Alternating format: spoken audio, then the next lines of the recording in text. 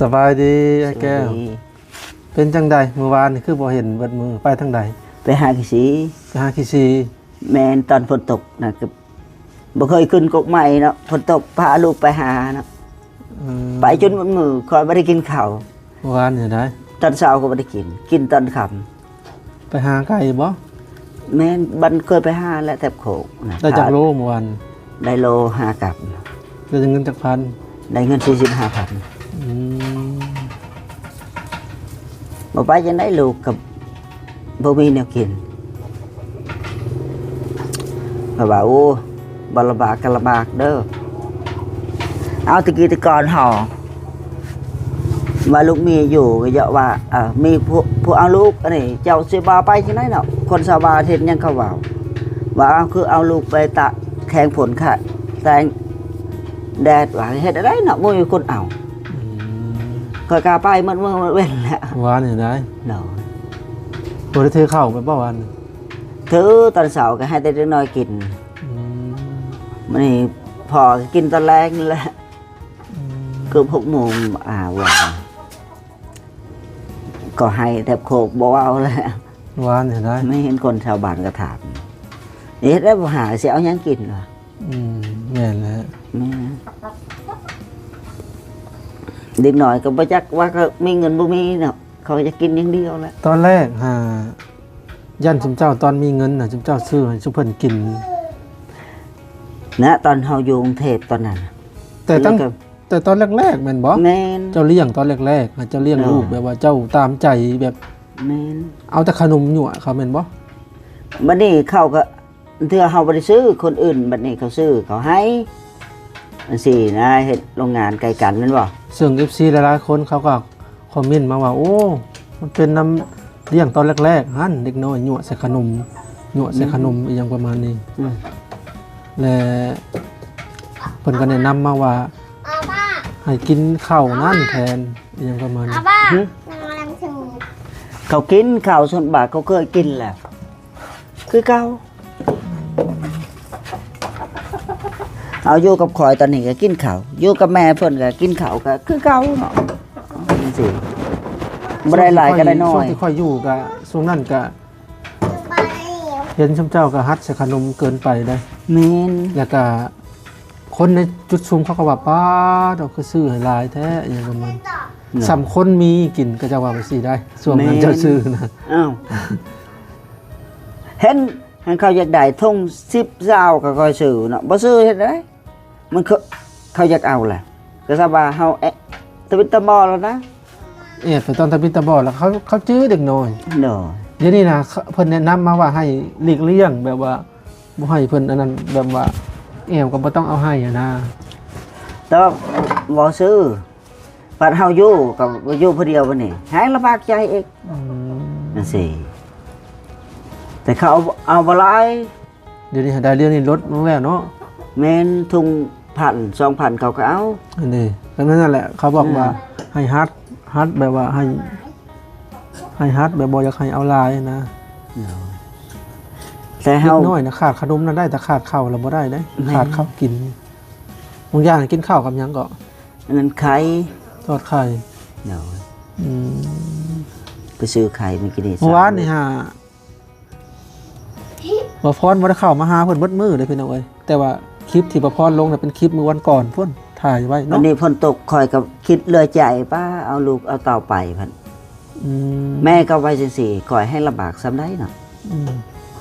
คือบ่คิดนำลูกแน่แม่เขานะเป็นห่วงลูกบ่หรือบ่เป็นห่วง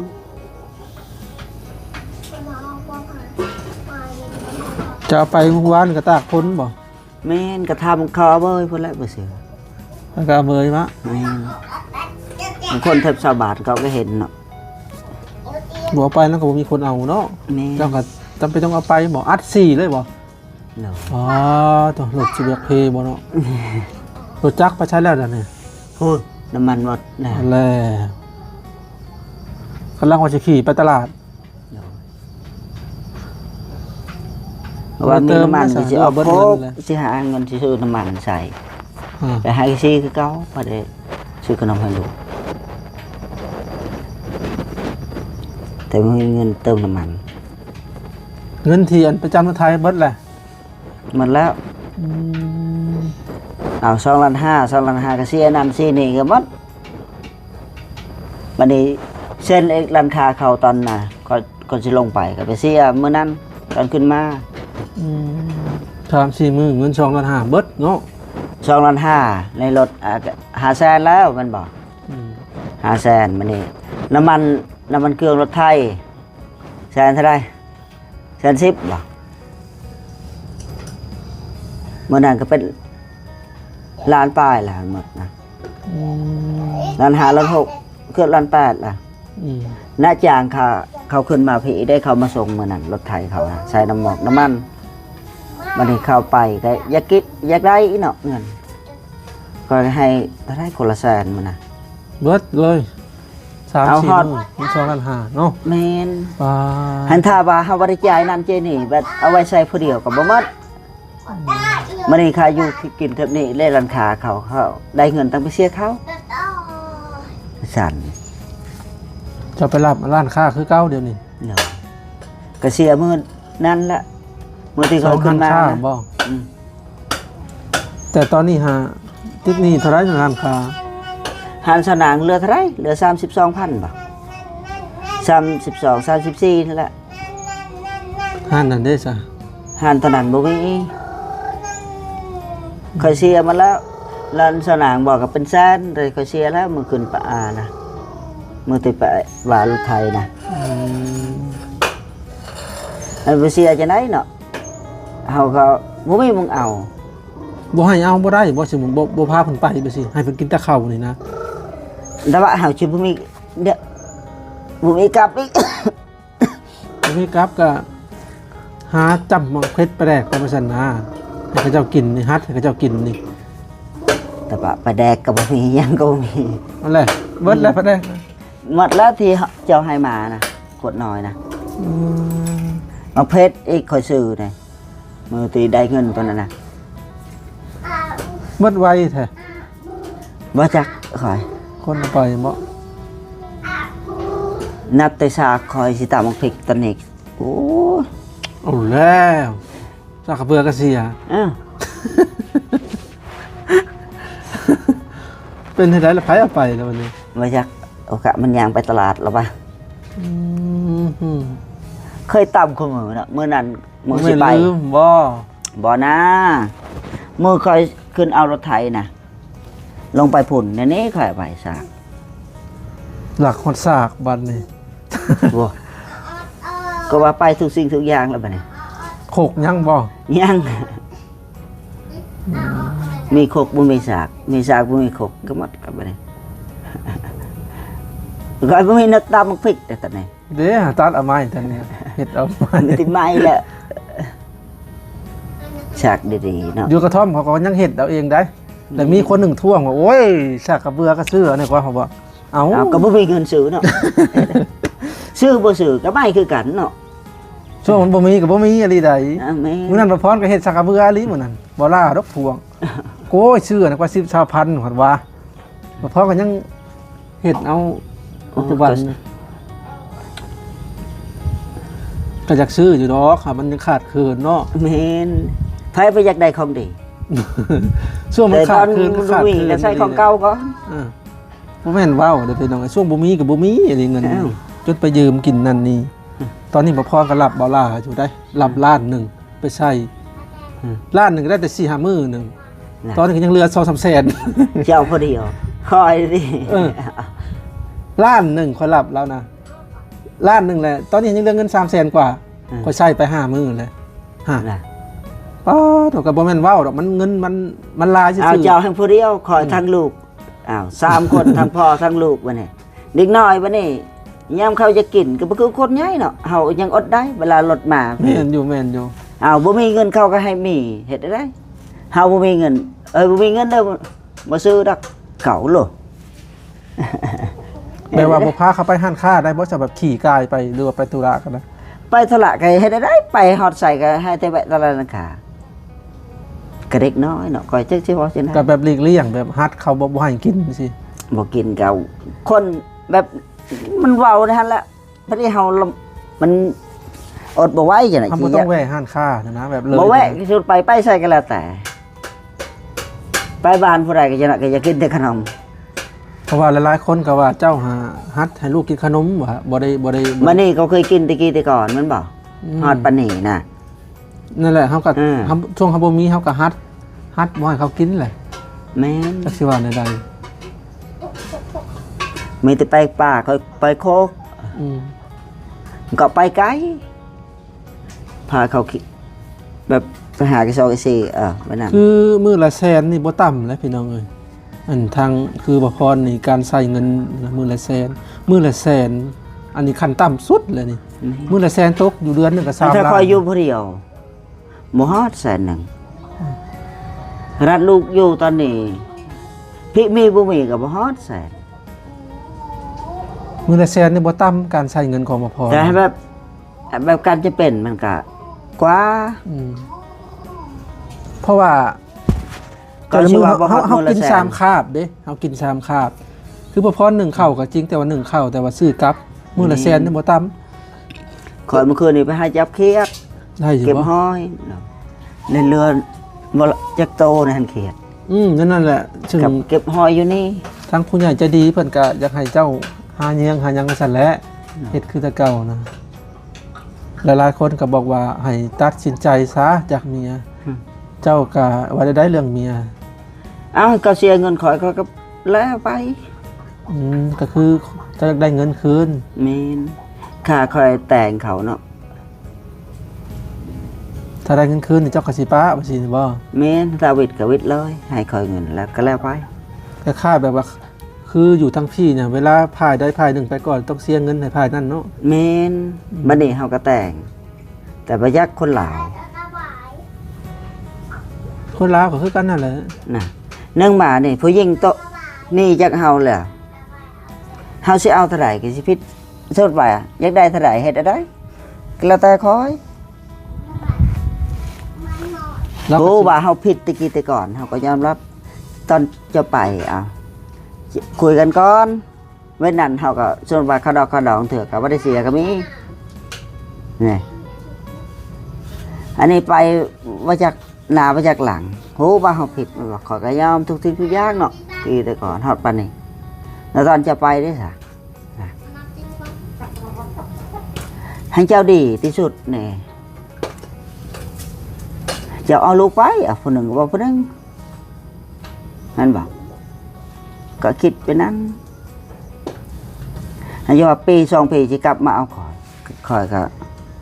ยอมรับว่าได้คือกันละ เอาบ่สารกลับมา2-3 ปีกลับมาเจ้า บ่เอาเคยเว้าเลยนี่คมจริงเลยตอนนี้ แม่นแท้เพราะ แน่นก็สิเอาเฉพาะยังคอยลำบากเลี้ยงลูกแต่ตอนนี้แหละเงินกินคำก็บ่มีใส่นะให้คอยลำบากไว้ไหนนะให้เจ้าคิดว่าจะกลับมาหาคอย คือเจ้าว่าพักเงินมาให้เอาทางลูกสาวมันติดต่อได้คือกัน บ่ได้ บ่ได้ครับโอ้ตอนจะไปด้วยซะ ข่อยก็มีอยู่เบอร์โทรบ่ติดได้เพอว่าอยากถามความจริงแล้วขออนุญาตเราเปลี่ยนซิมนี้แล้วก็มั นี่ก็เอาคือลูกสาวตะกี้แต่ก่อนว่าสิรับเอาเลี้ยงน้อง คือตอนนี้มาเบิ่งจักเทื่อแหละแต่แม่เข้าไป มายามคอยบ่แน่มีแต่คนพวกชาวบ้านมาเบิ่งคอยตอนนี้ลูกคอยแท้ๆเคยแอบว่าแม่นลูกแท้ๆแต่ไผเลี้ยงมากำเนิดจนใหญ่มาฮอดปานนี้ไม่แต่คนชาวบ้านถามแต่ลูกอันนั้นเคยเอ็มนะก็ไม่เห็นมาถามพ่อเป็นยังไงอยู่ยังไงกินยังไงน่ะไม่ได้พวกชาวบ้านนี่นั่นแหละเขาเลยใจตอน เห นั้น ตุผลที่เพิ่นบ่ถามเพิ่นก็น่าจะมีบางอย่างบ่จัก มีหยังยันแบบเจ้าเคยว่าเคยตีเพิ่นตะกี้บ่ เอาว่ากับแม่ลี่เคยตีเคยจมกับไผเฮ็ดผิดก่อนน่ะ อืม บ่งเฮ็ดบ่ถูกเทื่อเอามีกับข้าวกับบ่เฮ็ดไผสิบ่จมบ่ว่าลูกเนาะ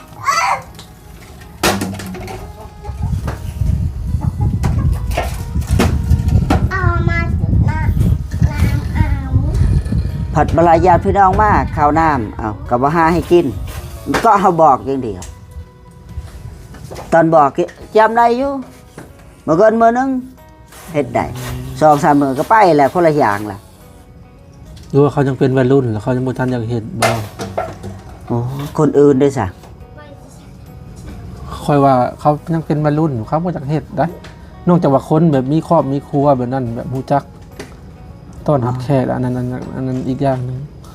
ก็แม่นอยู่แต่เวลาเดี๋ยวอื่นได้สันบ่เฮ็ดอยู่เฮ็ดกินเวลาเขาบอกคือบ่เห็นพังนะบ่ให้คิดกินได้ถ้าตาสอนลูกบ่ได้คอยก็จักสิว่าจังไดคือกันเนาะบ่ให้ด่าบ่ให้ตี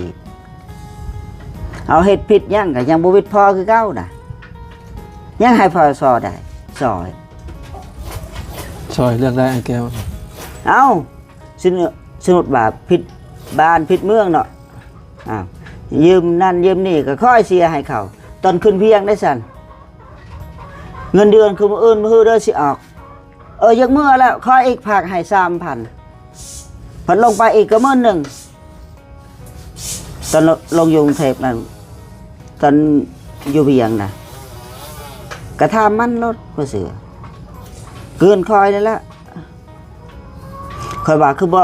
ทาเอาเงินเดือนก่อนคนอื่นคือก็ทาได้พระเจ้าของอยู่บ่ได้เขาด่าก็ด่าแล้วเจ้าของ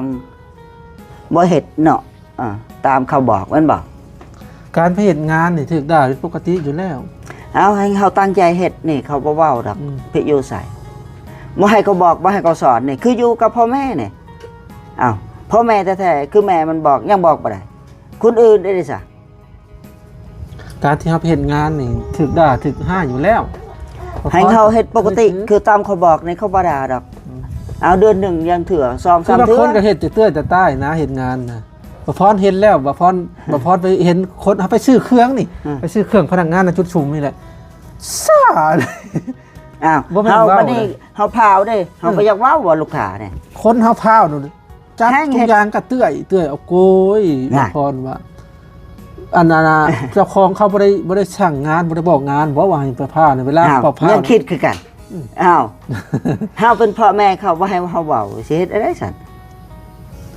แต่ว่าคนบ่พรเห็นพนักงานอยู่ลาวยังซ่าเนาะพี่น้องยังกับการขายเครื่องขายของนี่ยังบ่มีการอบรมกัน วันนี้เถื่อเฮาเอาสิพาไปเวียก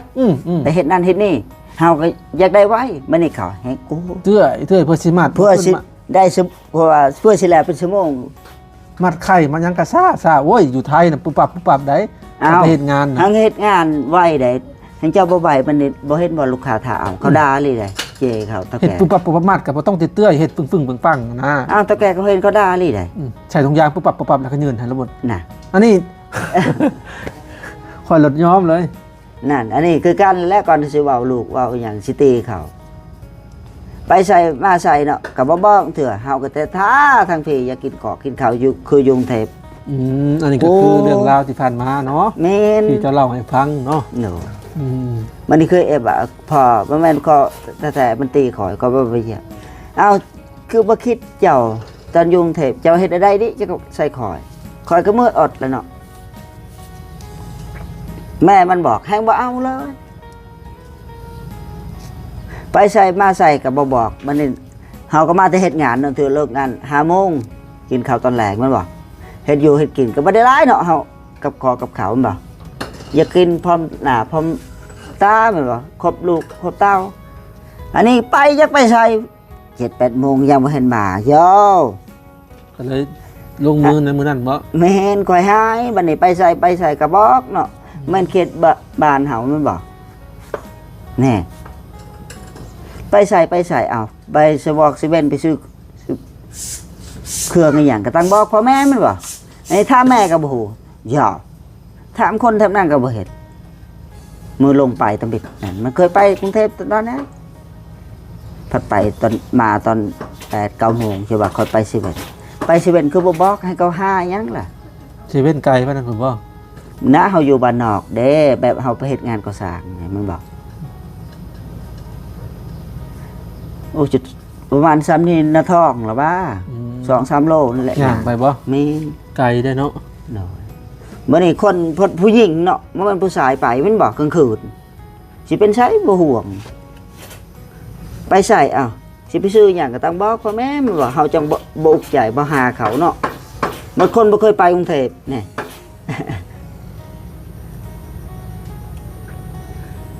ท่าแล้วท่าเอกจนมาดึกโอ้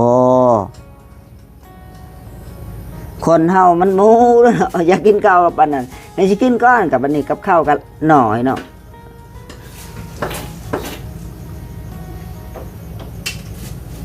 ผัดคนที่ไปก็บ่ได้บอกคนบ่เคยไปซั่น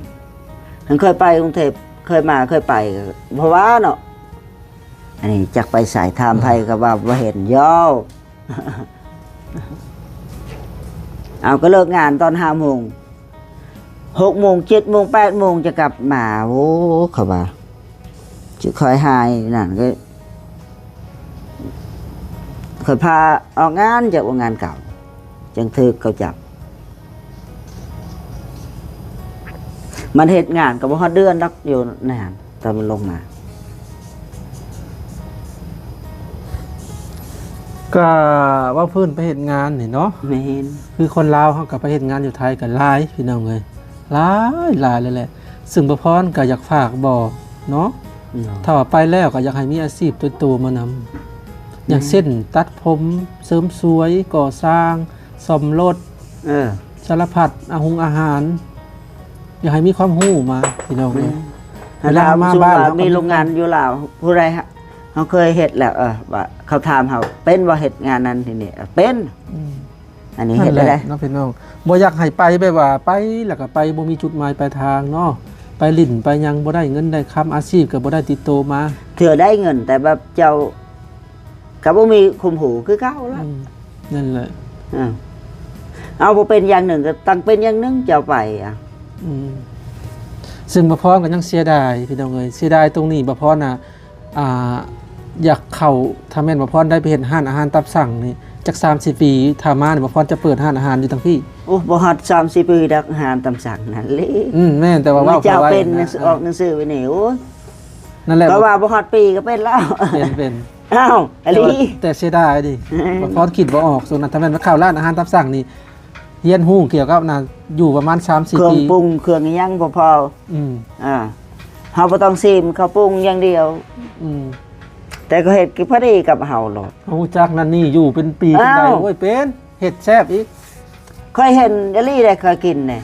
แถวกรุงเทพเขาบ่ได้เห็นปรุงหยังมีแต่ก็ใส่เท่าเดียวเขาบ่ชิมก็บ่ได้ชิมมีแต่ก็ตามนี่ได้ชิมมื้อเด้อคือบ่ดีกับเฮากิน เขาจะปรุงอยู่น้ำมัน เอ้าเข้าบาซีบในหันเนาะสดหว่าเขาฮู้แล้วใช่ แต่ว่าพอไปอันนั้น สำนักสำนี่มันบอก ไปขายอุปกรณ์ก่อสร้าง แม่น ก็ฮู้อยู่ฮู้คักอยู่อุปกรณ์ก่อสร้างก็ได้ แต่เฮาฮู้เป็นเฒ่าแก่ไว้นี่ก็มีคนที่เป็นลักอีกหนึงมาผู้ตั้งหลักพาลูกน้องเขาเฮ็ดงาน ถือว่าได้ความฮู้พี่น้องเอ้ย เฮาเป็นเฒ่าแก่ผู้เดียวปัดนี้คนที่เริ่มต้นนั่นเป็นลูกพี่เฮาอีกเจ้าเป็นเฒ่าแก่ข่อยก็เป็นลูกพี่อีกบัดนี้หาลูกน้องเจ้าเฮ็ดงานได้ซะให้เฮาบ่เป็นก็คือเก่าเจ้าเป็นผู้เดียวเจ้าคือสิไปตายไปดิอาศัยคนอื่นบอกบ่ได้ไว้นี่ กับงามซ่อมรถมอเตอร์ไซค์นี่บ้านเฮาฮิตกัน แม่ มาเปิดได้ถ้าบ่ได้เก่งมาแต่ปู่ซ่อมมอเตอร์ไซค์เพราะว่าคนบ้านเฮาใช้มอเตอร์ไซค์เป็นหลักกับรถอีแตน แน่แม่นได้เงินที่สุด อืม กว่าเฮ็ดงานเขาซะอีก อืม เอ้านี่ซอเฮ็ดรถนี่เฮา ค สิ นลาวเขาใส่เลื่อยใส่ดุบ่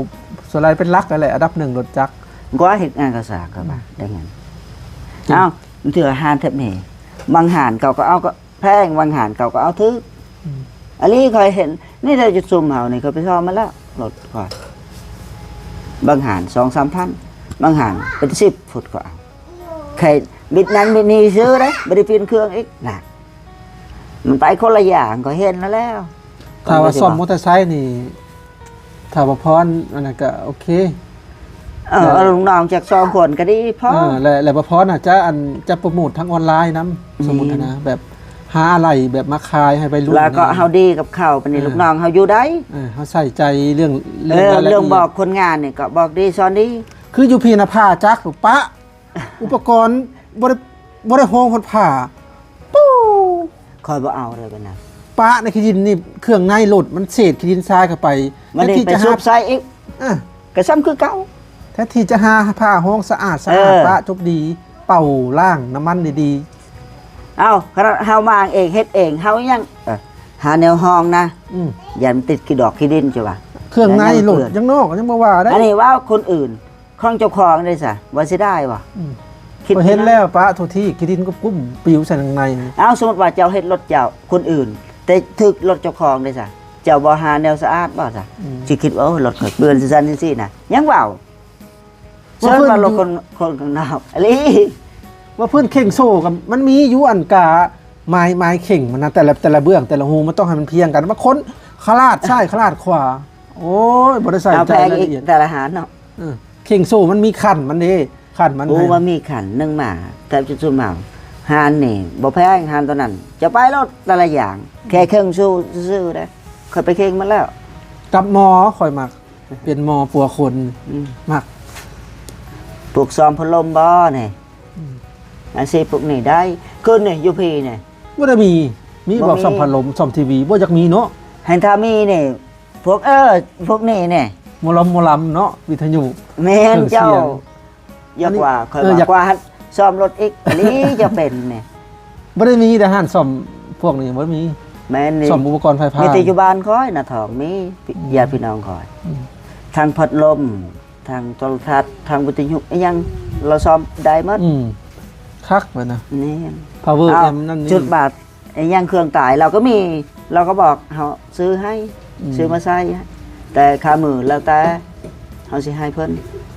4-50เถื่อ